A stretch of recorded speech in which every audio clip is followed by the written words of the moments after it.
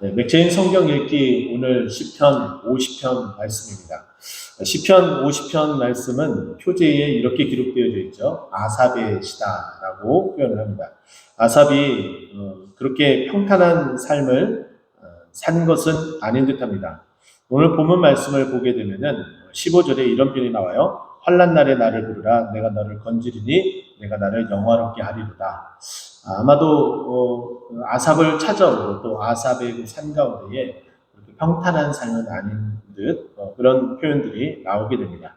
하지만은 그런 평탄한 삶이 아님에도 불구하고 하나님께서는 찾아오셔서 우리를 건지시는 하나님이시라는 거죠. 오늘 보면 22절과 23절 마지막 부분을 보면은 건질 자가 없으리다라고 표현을 22절에 했다면 23절의 말씀 보면은 하나님의 구원을 보이리라. 네, 건질 수 없는 멸망 그리고 퇴색 완전히 없어짐 이런 단어와 정반대로 살아남, 부활, 하나님의 건지심, 구원 이런 단어들이 서로 대비가 되고 대치가 되면서 하나님은 없이 하시는 하나님이시기도 하지만 하나님께서는 우리를 살리시는 하나님이시기도 하다. 그래서 우리는 다시 한번 내 삶이 정말 죽을 것 같고 힘들고 어렵다면 우리를 살리시는 하나님 앞에 나와야 되며 그리고 또 우리를 죽일 수도 있고 우리를 완전히 거꾸로 틀릴 수 있는 그 능력을 가지신 하나님 앞에 긍휼을 구하기 위해서 나와야 된다라고 말씀드릴 수 있습니다. 근데 오늘 보면 22절에 보면은 굉장히 좀 마음 아픈 표현이 나오게 됩니다. 이 표현을 보게 되면은 이렇게 표현하죠. 하나님을 잃어버린 너희여 라는 표현이 나오고 있어요. 하나님을 잊어버렸다. 정말 이것만큼 정말 슬프디 슬픈 일은 없는 듯합니다. 하나님을 잊어버렸다. 근데 우리도 일상생활을 하며 이럴 때가 있으면 안 되는데 이럴 때가 종종 있어요. 언제 일어나요? 너무나 바쁠 때 하나님을 잊어버리는 그런 정말 벌어져서는 안 될 그럴 일이 생기기도 합니다.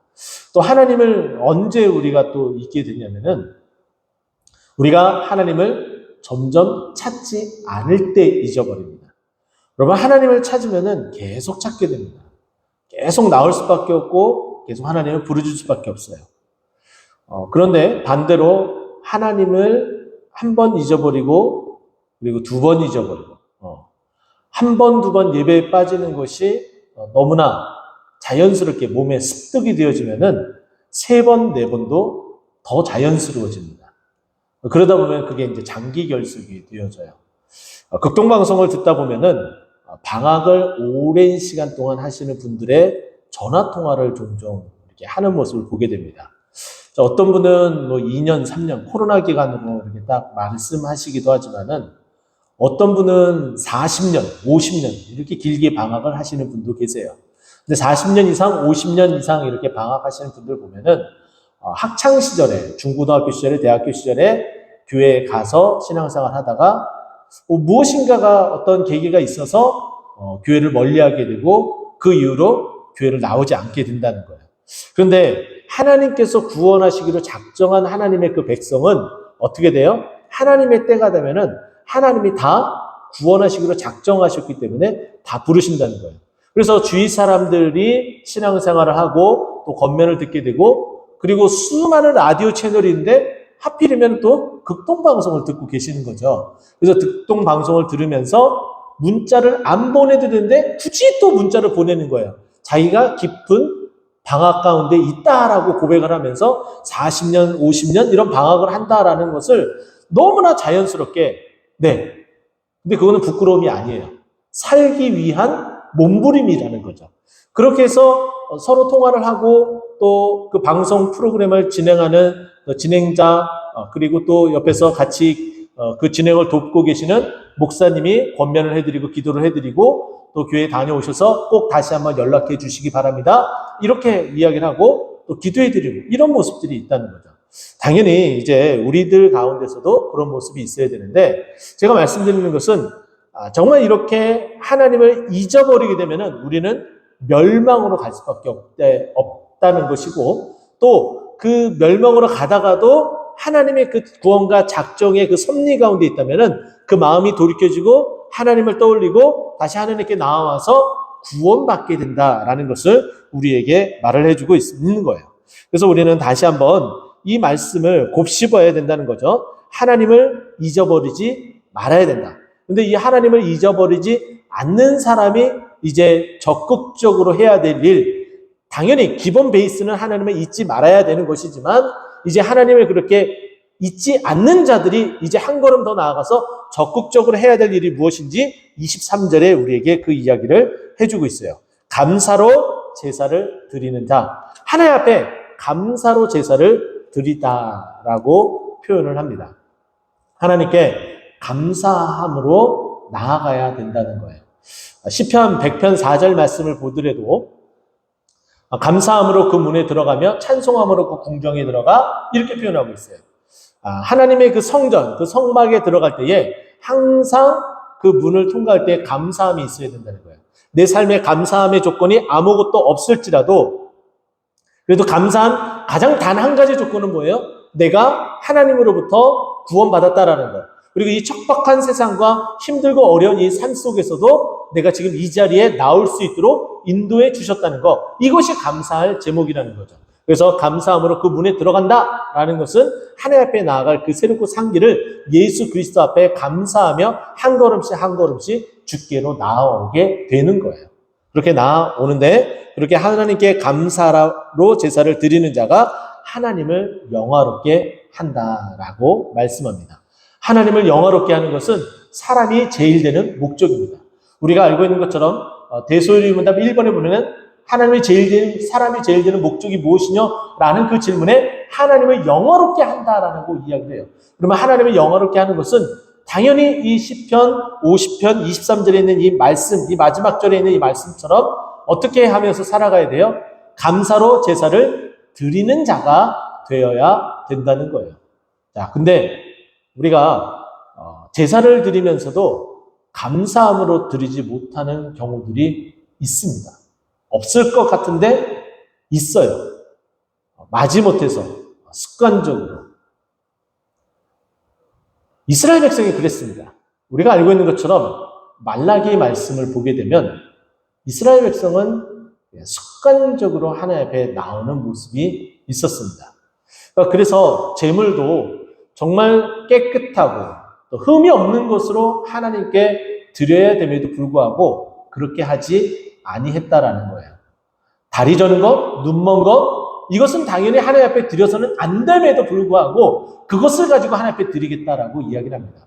그런데 문제는 그렇게 제물을 드리는 자도 문제이지만 그것을 검수하지 못한 그 문지기부터 제사장에 이르기까지 모두 다 한 통속이 돼서 하나님 앞에 영광 돌리지 못하고 있는 것이 가장 큰 문제라는 거예요. 근데 이와 같은 전체적인 문제는 또 다른 곳에서도 우리는 발견할 수 있습니다. 여러분, 하나님의 법궤가 수레를 타고 왔을 때에 그 수레에서 흔들려서 떨어지는 그 법궤를 잡으려고 우사가 잡았다가 우사가 침을 당하잖아요. 그래서 뭐라고 얘기해요? 베레스 우사. 우사를 쳤다 해서 베레스. 이 베레스라는 표현은 유다와 다말 그 스토리에서 보면은 베레스와 세라라고 나오게 되잖아요. 그 쌍둥이 이름의 베레스, 터치다라는 이 단어가 똑같은 히브리어 단어라는 거죠. 자, 그러면 우사를 하나님께 치셨어요. 근데 왜 이런 일이 벌어졌어요? 당연히 법궤를 가지고 올 때는 누가 그 법궤를 가지고 움직여야 돼요? 고라 자손이. 네, 레위 지파의 고라 자손이 그것을 어깨에 메고 와야 돼요. 그건 누구나 다 압니다. 그런데 그것을 그렇게 이동시키지 않았어요. 근데 그렇게 행할 때에 어느 누구도 그것을 제지하거나 막는 사람이 없었어요. 다윗이 몰랐을까요? 아니요, 알았어요. 그러면 그때 제사장이었던 그 제사장들은 몰라서 아무 말도 안 했어요? 아니요, 다 알았어요. 아무렇지도 않게 그죠? 그렇게 그냥 물 흐르듯이 모두 다 함께 그냥 빨려 들어가 버린 거예요. 그 죄악 속으로. 그러니까 하나님께서 치기로 작정을 하시고 우사를 대신 쳐서 더 이상 하나님께서 말씀하신 그 방법대로 이 법궤를 옮겨야 된다라고 이야기를 하시고 그렇게 일을 처리를 하셨던 거죠. 근데 마찬가지로 여기 보면은 하나님께 우리가 제사를 드리고 영광을 돌리는 이 부분들. 근데 말라기 말라기 시대 때 말라기 선지자가 있을 때에도 눈먼 것 저는 것을 가지고 왔을 때에 문 앞에서 성전 문지기가 있는데 그 성전 문지기가 무엇을 해야 되는 거예요? 검수를 해야 되는 거예요. 너희 가지고 온 그 제물을 가져가 봐라. 흠이 있는지 없는지 살펴보고 통과 아니면 안 돼. 이렇게 막아서는 일도 있어야 되는데 그냥 눈 감고 봐주는 거예요.